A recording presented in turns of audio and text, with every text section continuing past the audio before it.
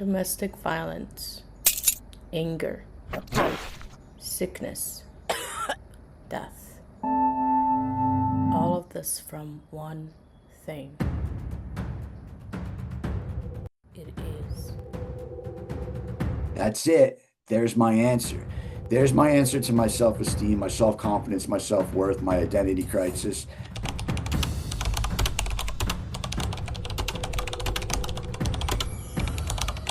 Welcome, everyone, to Global Educators. This is a place, an intersection for parents, teachers, and young teenagers to talk about education, emotional intelligence, and mental health.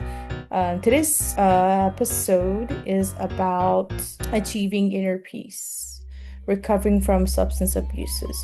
And we have a speaker here to talk about how to recover and what does, alcohol addiction look like. He has a lot of experience with this and recovering, building up your confidence back and building mental resilience. He's a coach. He is a mentor. And thank you, Mr. Daniel, for agreeing to record this episode with us. Please introduce yourself. Very good. Thanks. First off, thanks for having me. Honored to be here. I always look forward to opportunities to help kind of bring awareness to these topics. So my name is Daniel McGowan. I am a certified alcohol and drug counselor.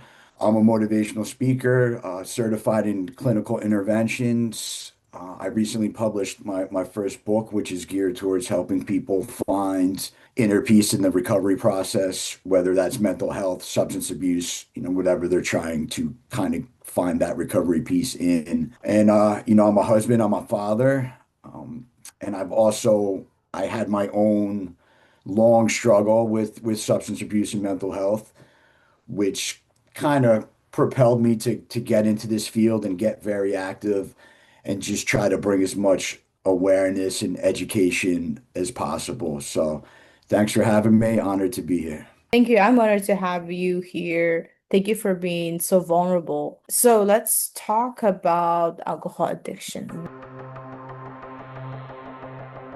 What does it look like? What's like a normal amount, or should we be like completely eliminating it from our life? So what does addiction look like? Sure, sure. Great question. I mean, a lot of that depends on the individual, right? Like I know, like for me personally, I've proven that any amount of alcohol is too much alcohol for me, right? Does that mean everybody needs to take that philosophy? Absolutely not. I mean, for me, it's right, the loss of control, right? Like the I'm going out for one drink wasn't possible. It was I'm going out, I would say that to myself, but that would never come to fruition. Plenty of people can have one drink and stop. A sign that maybe you do have that problem with alcohol is that I'm saying I'm going to have one drink, but I never have one drink. It always turns into more and more and more. The cravings, right? Like that comes with that progression where you can see the alcohol is maybe turning into like more of an addiction than something that I'm just doing for fun. Withdrawal symptoms for me were coming into play. Shaking if I didn't have that drink. And then I think the main thing to look at for when that maybe addiction is creeping into play is that continued use despite negative consequences, right? Like I'm getting my performance at work is suffering. Um, I'm ruining family relationships, but that use continues anyway, right? It's something that almost started as um, for fun is turned something that started as something for fun is kind of like almost turned into a necessity, right? Like now I can't get through the day without this. Um, and for me, the warning signs were there early on. I went from eighth grade to high school, right? And in eighth grade, I was very confident in who I was, sports, friends, all that. And then I transitioned into high school and I don't know who I am anymore, and then I saw those upperclassmen kind of participating in these, different substances and my desire to be accepted or fit in, even if it was with the wrong people. It was that any attention, even if it's negative attention, is good as long as I'm being part of something. That kind of precipitated along a long struggle. And I think it's important early on in those early middle school, early high school years to really look at that and really educate and kind of motivate, those age groups, to let them know that they're enough. You don't need to do something to fit in. And, that's something I've been very passionate about recently. I've been, going to anywhere from 6th to 12th grade and just trying to bring some awareness in my state about, the dangers of alcohol abuse and how that progression can happen if we're not careful. So, is it okay if we go back a little bit to no, high school, when you kind of started? I think just the need to fit in, the lack of self-esteem, lack of self-confidence, lack of self-worth. I grew up in a good family, right? Mom and dad loved each other. We had a house on a dead-end street. There was really no childhood trauma. There's really nothing like that. I had every chance to succeed in life, but for some reason I was just kind of drawn to that negative side because there was something missing in here. There was something internal. I was trying to fill some type of void. And it took a lot of work on myself, a lot of internal work, a lot of, you know, um, just digging deep and looking at that and figuring out what that void was. I remember freshman year, I went to a party and there was a bunch of upperclassmen there and they were all drinking. So me and my need to want to fit in, I started drinking too. And then everybody loved me, right? And I said, that's it. There's my answer. There's my answer to my self-esteem, my self-confidence, my self-worth, my identity crisis. I know who I am now. This is who I'm going to be. I'm just going to be the party guy, which, led me down a long road, a long, painful road. The alcohol turned into different substances. Those other substances were harder and harder to get off. Rehabs, detoxes, jails, 2 prison sentences, homelessness, is all part of my story for the better part of a decade. And I sit here today with 15 years without a drink or drug, 15 years in the recovery process, and another decade working in the mental health substance abuse field. But it was a long journey to get there, and again, that's why I always try to jump on these platforms like this whenever I can, just so maybe people don't have to take that road I took. I mean, I'm at a good place in my life right now. I'm very happy. I guess, considered successful, but it didn't have to go that path that it went.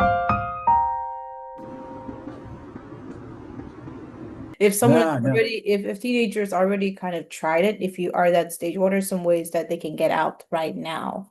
I think just continued education. I know for me early on, I started off, just drinking a little bit and smoking marijuana, right? And everything was fun then. Everything was easy, everything was manageable. But it progressed to more and more and more because again, I was trying to fill that void, and the progression and the tolerance built up to where, the marijuana wasn't filling that void anymore, right? So then the next substance that was introduced to me, oh yeah, I'll try that. And then I try that, and then it starts to become what starts off as fun starts to become a necessity, right? It starts to become not just something I want, something I need.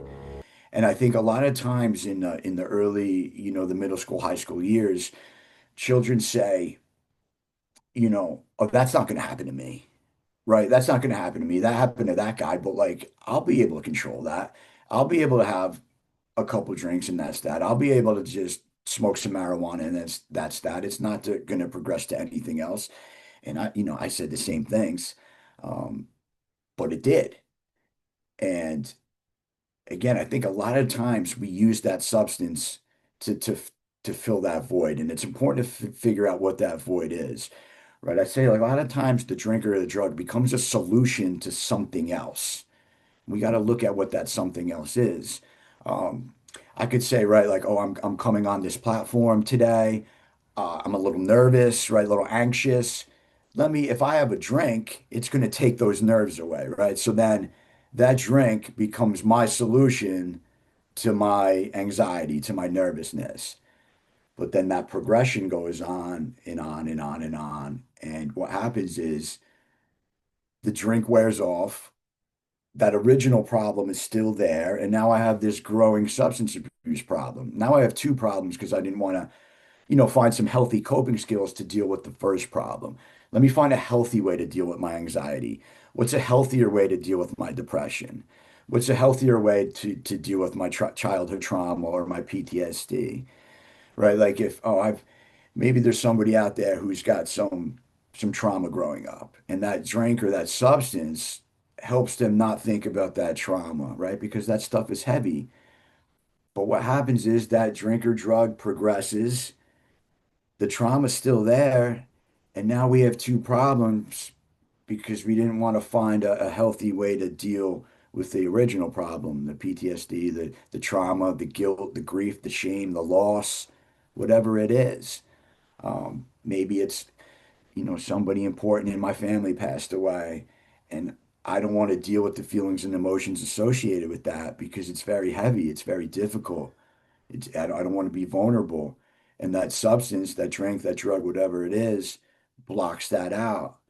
That's our solution to the guilt, the grief, whatever the situation is. And it's just imperative to find those healthy solutions to face those problems head on because, that substance is a temporary solution that's causing more long-term wreckage. And if we can just find a way to go through the short-term pain, go through that short-term problem, we come out on the other side with the long-term happiness. I think a lot of times with that drink or that drug, it's just a short-term solution that's causing more long-term pain. And just finding the courage, the strength to just face it head on and know that once we come out on the other side, we're going to be stronger and better because of it. And I get it. A lot of this stuff is easier said than done. I stayed in active addiction for a long time and suffered for a long time because I chased that short-term solution. I chased that instant gratification over the delayed gratification. I think that's another thing where that drink, that drug, that substance, it gives me that instant feeling of euphoria, but it's causing long-term pain, and if we just need to flip that and be okay with the delayed gratification, be okay with things coming back kind of slowly. Um, Something I always say to my clients who are kind of in recovery right now is, if you walk a mile into the woods, it's going to take a mile to walk out of the woods. But sometimes we don't like that. We want to walk a mile into the woods and then just take two steps and be out and have all these good things happening to us again. So like in that recovery process, um, just being okay with that delayed gratification, in life as well. Instead of wanting everything instantly, trust the process, and patience. I think it's imperative, especially in the younger generation right now. The new way it is with electronics. It's like we can, you look at Amazon, I could order something right now. It could be on my doorstep, in a couple hours. Where this the generation, this society, the way it is, we're used to just instantaneous today. And I think that can we need to look at that and how that correlates into that addiction, into that substance use. Because that's what the drink or drug is. It's instant results. That was so profound. Thank Thank you. you. Next, I want to talk about domestic violence. What is the correlation between substance abuse, alcohol abuse, and with domestic violence? Sure.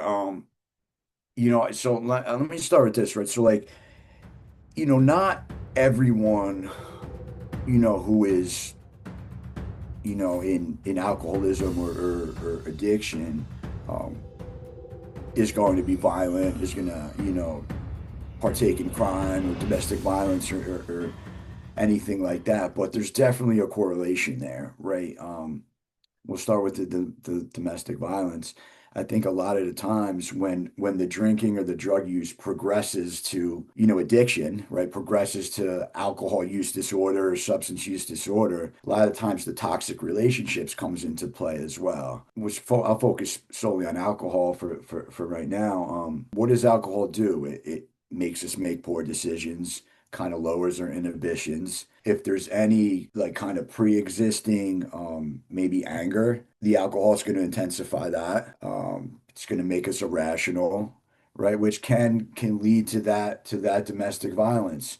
Also, with the toxic relationships, a lot of times when the alcoholism progresses to the point where it's, that clinical alcohol use disorder, a lot of times that individual is probably not in the best relationship.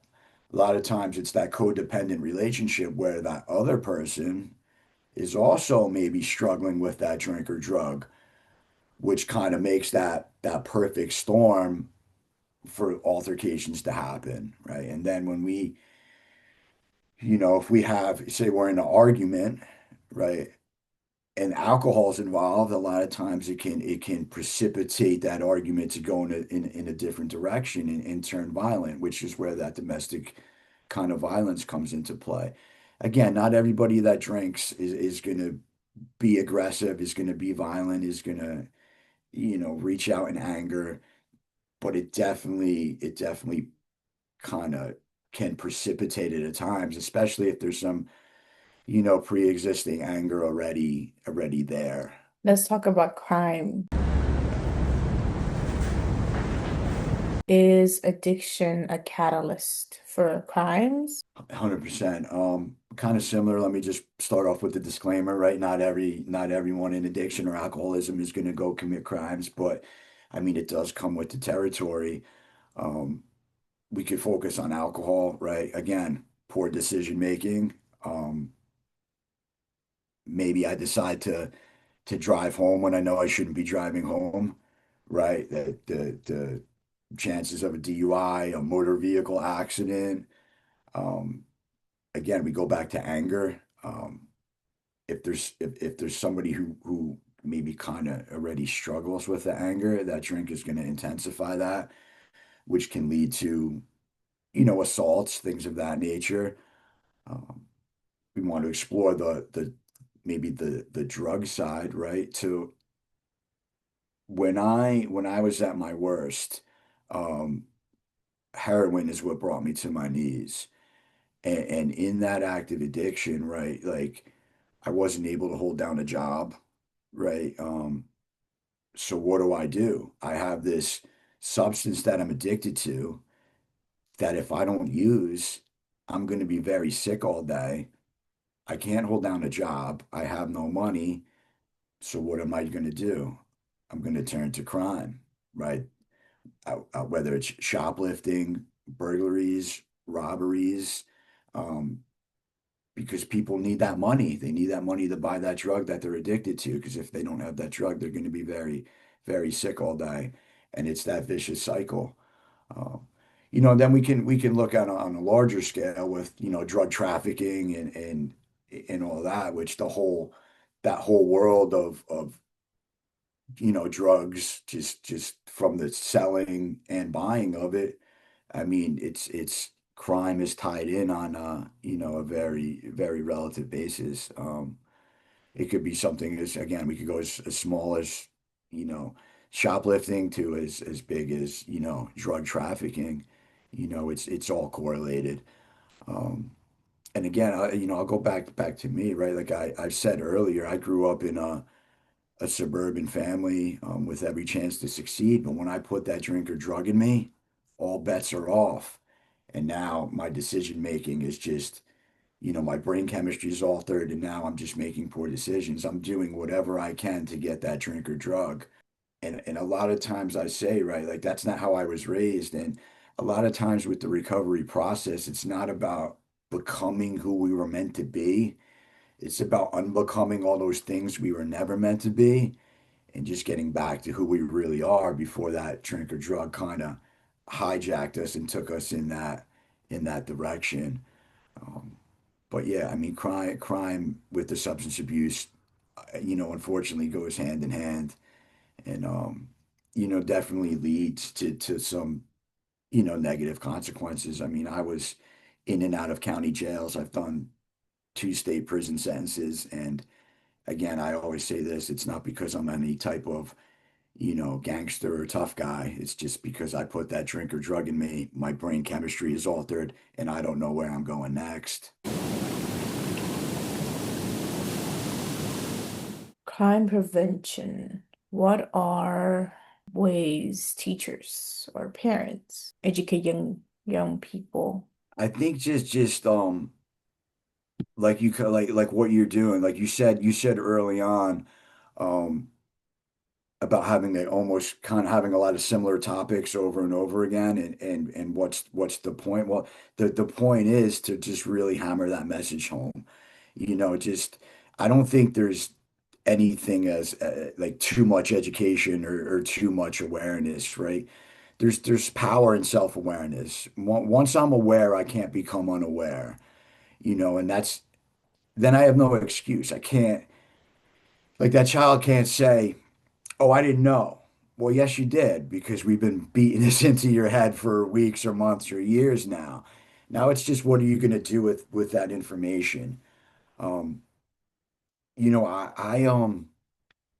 whenever I go into schools now, I always I look into that audience and I just see that innocence out there, and it breaks my heart because unfortunately some of those kids are gonna walk a path they don't have to walk just because they have that it's not going to happen to me mentality. And I always go in with the mindset, if I can help one person in this room, then it's a win. Then I left that room doing something positive. So for parents, for educators, for teachers, I think just the constant, repetitiveness, just constantly bringing that message home, constantly bringing that awareness, that education. Um, the schools just bring people in to share their stories, just bring that education in, bring that awareness. It's not going to resonate with everybody, but it's going to resonate with somebody, and that's a win, and Mhm. unfortunately, I wish I had this black and white answer. Like, if we do this, there's going to be no alcohol problem, there's going to be no drug problem. Teenagers aren't going to feel the need to experiment, or they're not going to give in to peer pressure, but it's just not the reality. And if we can just continue doing what we're doing, boots on the ground, carrying that message, not giving up, not feeling defeated, and keep fighting the good fight, we're going to reach more people than maybe we give ourselves credit for. Yes, yes, yes. I'm going to be continuing doing these. Absolutely. It's Um, important work. Thank you. Next, let's talk about what does that bring to one's family? And does that create like this family trauma, a generational Sure. trauma? I think, I mean, so the family, like addiction, substance abuse, alcoholism, whatever terminology we want to use, is, definitely a family disease. It affects the whole family. I remember when my mom was alive, I lost my mom when I was in active addiction,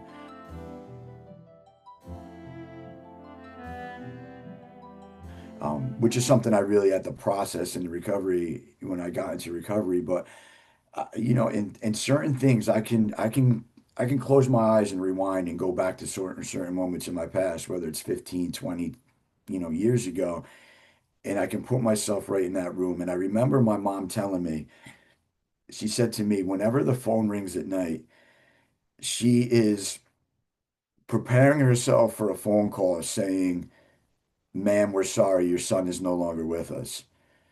Right? Like, my mother was preparing herself for my death. Um, my mother was preparing herself mentally like for my funeral, right? And that's just like to me that was so impactful about like how it impacts the entire family. I remember another situation where I was in a rehab, and this was a rehab that I would frequent often, right? Like I knew we almost had like a personal relationship at this point. I was there so many times, and I remember I was at the nurse's station one time, kind of complaining about I couldn't sleep and I needed this psychiatrist to give me some kind of medicine so I could sleep. And if he didn't give me this medicine, I was gonna leave, just making all these ridiculous threats. And the nurse said to me, because she knew my family at the time, and she said, "You know what? Your mom is getting some sleep right now. Maybe it's your turn not to sleep." Right. And what she meant was like the only time my family was could get some peace was when I was in a rehab or a facility because at least they knew I was safe that night. And those are just two examples about how the addiction, how the alcoholism just affects the whole family and how it impacts everybody that cares about that person, right? Which is traumatic for everybody. Everybody's trying. It's not just the addict or the alcoholic that needs to heal. The family needs to heal as well.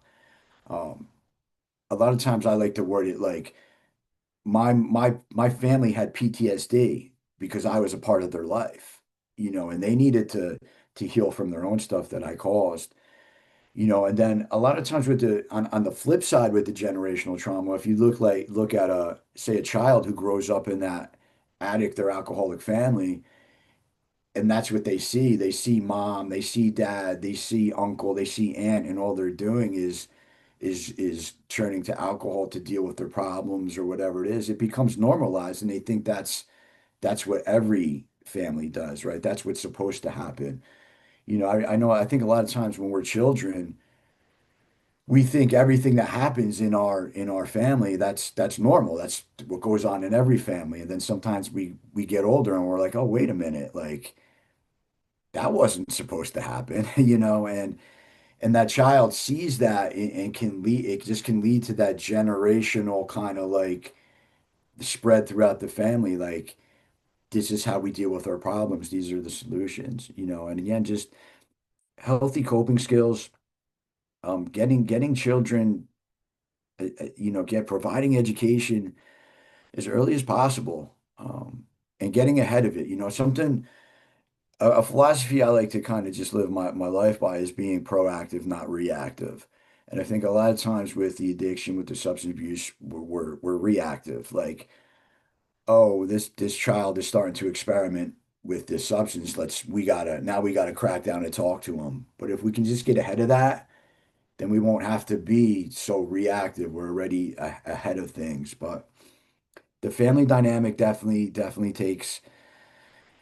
takes a heavy toll. It affects it affects everyone who's around that person, who cares about that person, who plays a role in that person's life. And it's important for everyone close to that situation to get their own, therapy, to get their own health, to heal from that issue. I think a lot of times with the family members, they look at it like, well, I'm not the one with the problem. I don't need to talk to anybody. I don't need help. And that I think that mentality hurts that person and holds them back from healing from their own stuff associated with the other person's addiction.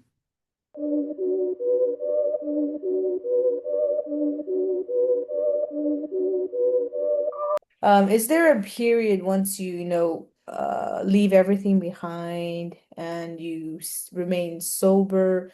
Is there a period of depression? Yeah, no, great question. And yes, definitely, right? Because if you look at what that drink or drug was, right? It even though it may have been the cause of that person's problems, right? It caused a lot of problems. There's a weird toxic relationship there because it was also there for that person through all of those problems also. So when you put that drink or drug down, when you give it up, it's almost like a mourning period, like you're mourning the loss of a friend, something that was there for you, that was with you for so long, is no longer there. Your friend's gone, right? And the thing is, like, I know I mentioned, I touched on toxic relationships a little bit before. If we look at a toxic relationship, and there's a lot of reasons why somebody may stay in a toxic relationship, but I think a main one is that the relationship wasn't always toxic. When I first met this person, everything was great. And slowly over time, the relationship became toxic. So I hang on because I want that person to come back, right? Now I'll tie that into drugs and alcohol. The relationship with drugs and alcohol is a toxic relationship. It gets to that point, but it didn't always start off toxic. It started off fun, it started off enjoyable, and slowly over time it became toxic. So that person battling that addiction, battling that alcoholism, is waiting for their best friend to come back and doesn't want to accept that their worst enemy is there to stay, right? So like there's that mourning period of my friend's gone. Something that helped me through all these times and has been with me for so long is now gone. And then there's that depression kind of comes with that mourning process. And then also the who am I, right? Who am I? This drink, this drug, this substance has been such a part of my life. I don't know who I am without it, and even though it was causing me all these problems, like I know I can survive there because I've survived there for so long. This next period of life, this recovery period, this recovery process, like what comes next, I don't know what that looks like. And then that fear of the unknown creeps in, right? Like even though the addiction, the alcoholism was terrible, I know what it is. I know I can survive there. I don't know what this next piece looks like. So like it's a very confusing time period. It's like almost like relearning who you are as a person, right? What are my values? What are my morals? What am I interested in? What is my purpose? Right? Because I looked at myself in the early recovery process and it's like, okay, I'm not using this substance anymore. I'm not hurting myself. I'm not hurting anyone around me. But like, what's next? What comes next? Like, and that whole period of rediscovering who you are and what your interests are and what makes you happy, it can be a very confusing time, but it can also be a very kind of like beautiful time, right? Like I mentioned before, we walked a mile into the woods. It's going to take a mile to walk out of the woods. That walk out of the woods can be enjoyable, right? It doesn't have to be this arduous task. It's like, okay, let me look around and enjoy the scenery.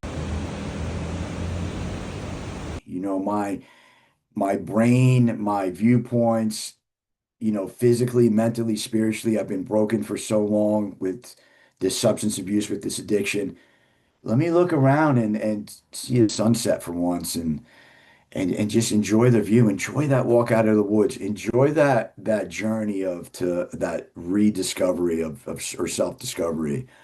Um, because again, it's like there's that depression, your initial question about after you kind of enter the recovery process, like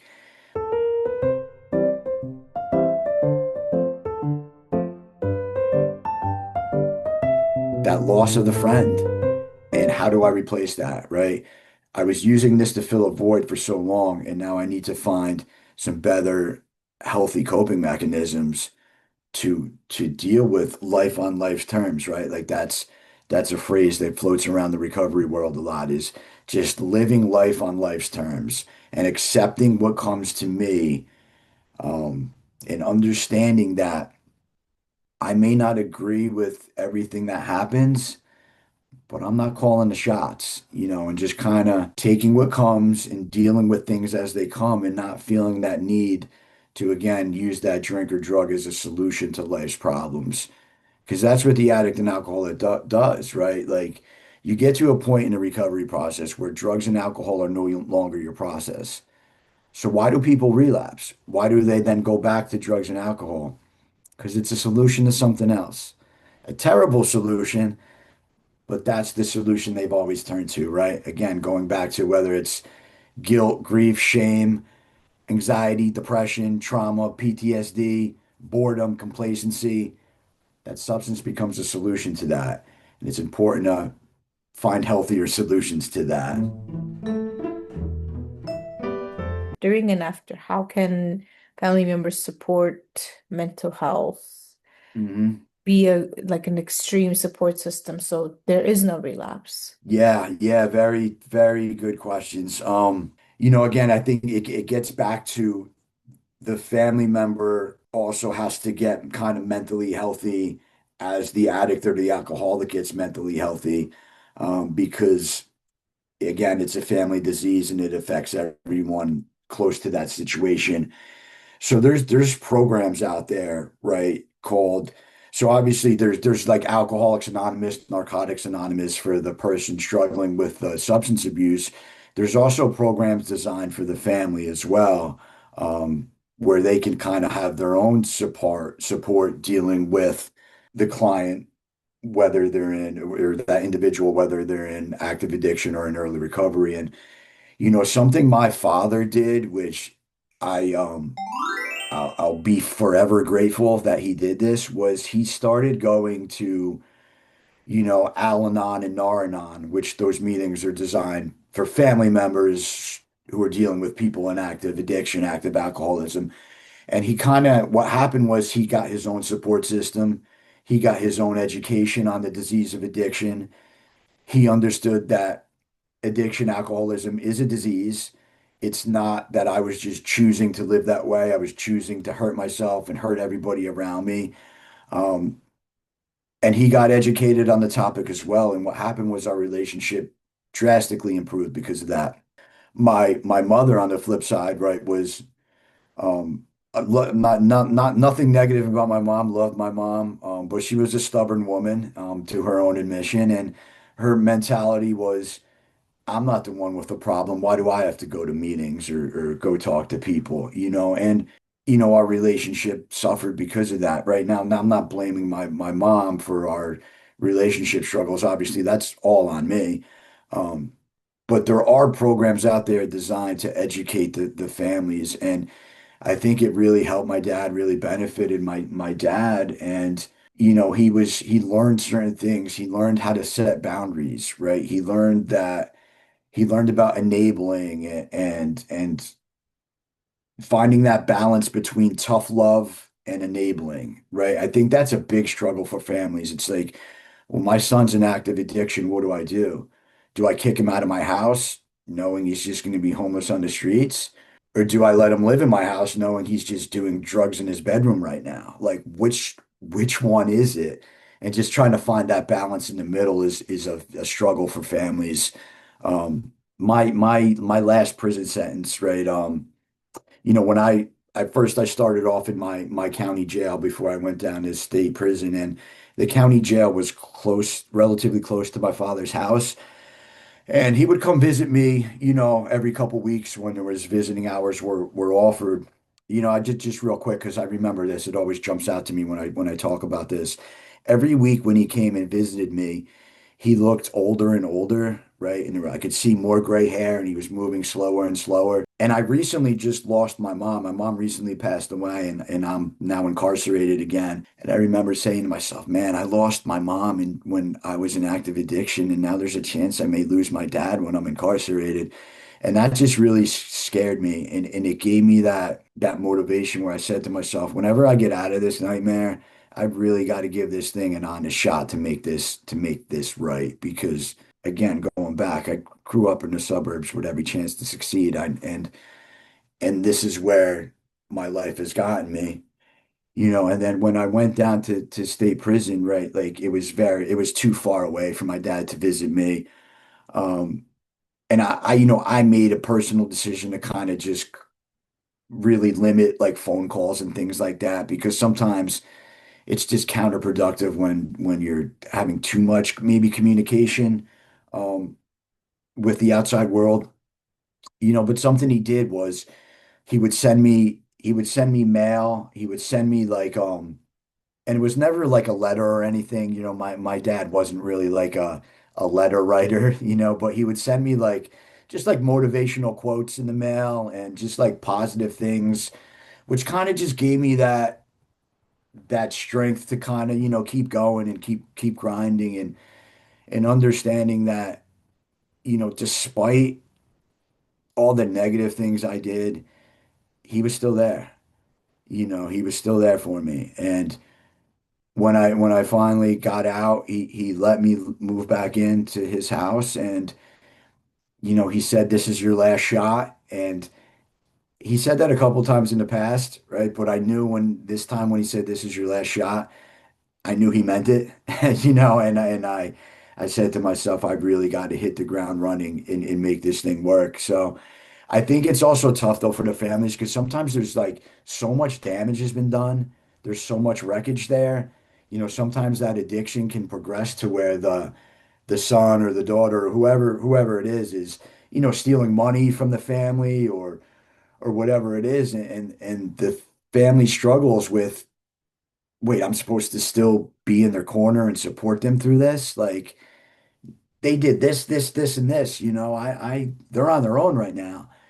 And again, I think that's just where my dad going to those meetings and having his own support groups and things like that helped him understand that like don't hate the addict, hate the addiction. Don't hate the alcoholic, hate the alcoholism, right? We need to attack the alcoholism. We need to attack the addiction, not the individual. And I think that was imperative. So if there's any families who hear this who have a son, a daughter, a husband, a wife, I can promise you they're not making those negative decisions because they want to. They're not poisoning themselves and hurting people around them because they want to. They're just in too deep right now, and they need that continued support. And if that support is at arm's length from a distance, I totally get it. I understand. But they need that support nonetheless because we can't do this alone. Life's hard enough, right? Everybody needs help in life. And when you're dealing with an addiction or alcoholism, it's even harder for everyone involved. So, everybody needs that support. So and I'm be forever grateful for my father for giving me that one last shot.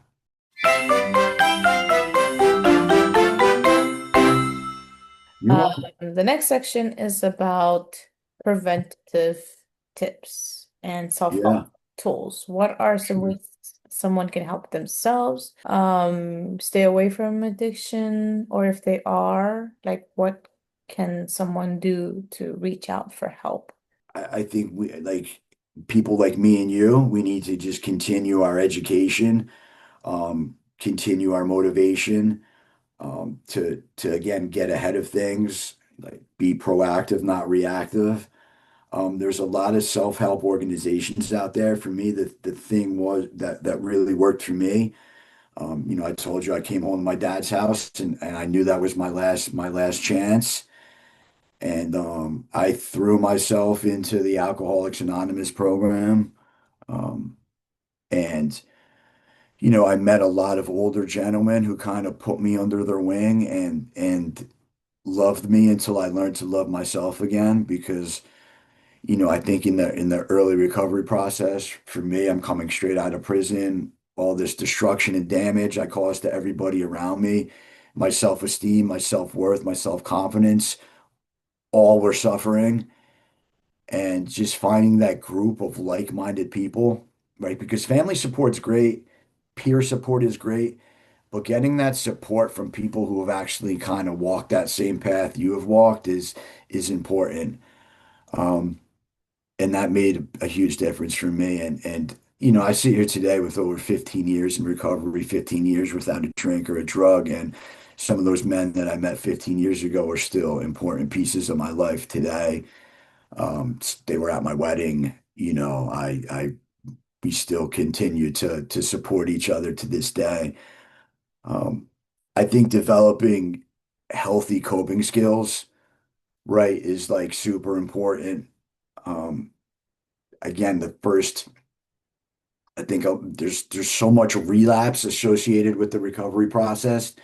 So many people can put that drink or drug down and get clean or sober for a couple months or a couple years, but then people go back to it, right? And I think a lot of times they're just not developing those healthy coping skills, whatever that looks like for the individual. I think you mentioned something before about like nature walks and stuff like that. Like for me, that was something that was huge for me early on. If I felt whatever type of negative emotion I felt, right, I would just try to get outdoors and get into some nature. And by the end of that walk, I just felt 100 times better, right? Just getting out and clearing my head and trying to trying to get rid of all that noise up there. Right? Sometimes, especially in early recovery, there's just a lot of chatter going up there. I think there's a saying like your head is a dangerous neighborhood to go to. You never want to go there alone. So again, just developing that support system, people I can call, people I can talk to, people I can bounce things off of, right? Because a lot of times my first thought may not be the right thought. My first idea may not be the best idea. So just having someone to call and say, hey man, this is what I'm thinking. What do you think? And a lot of times early on, those guys in the recovery rooms would be like, I think that's a terrible idea, Dan. Let's not do that. It's like, really? That sounded great to me. Um, just knowing I don't have all the answers and I need to reach out for help and having that peer support system is definitely a preventative measure from not only picking up that drink or drug in the first place, but from also going back to it. Whenever I speak in schools, I look around at the crowd and I urge them to all pick each other up instead of pulling each other down, right? Um, help each other out. Don't help each other, like be part of the solution, don't add to the problem, is something I always like to live by, right? And I always go around those middle schools and in high schools, especially early on, freshman year, seventh, eighth grade, like, are you guys have like friends in here, and I know not all of you are friends, but if you have these little friend groups, man, stick together, stick with each other. There's power in numbers, because like the peer pressure is going to come when you get into freshman year, sophomore year, junior year. The peer pressure is going to come, and if you can have this small group of people who are unified and can kind of stick together, um, it helps. The power of a group is more powerful than an individual. So that support is imperative early on. Thank you so much. So if you like Mr. Daniel's speech, and if you have any questions for him, we're gonna add all of his website and the details and socials in the description. So make sure to comment below and also check out his new book. Yes, yes. So it's called New Perspectives, a guide to finding inner peace in the early recovery process. So the good thing about this book is if you've never suffered from a mental health condition or a substance abuse issue, you can still benefit from this book. It's just kind of a guide to living a peaceful, serene life. I have some stories in there about some things that I've been through, some quotes, some positivity, some motivation, and just some coping skills like we've talked about to just navigate life. Life's hard. We all need a little help. So hopefully that book can help somebody just navigate their way through this crazy world we live in. Yes, so I'm gonna add the link in the description. Make sure to check it out. And if you like videos just like these, subscribe and see you in my next video.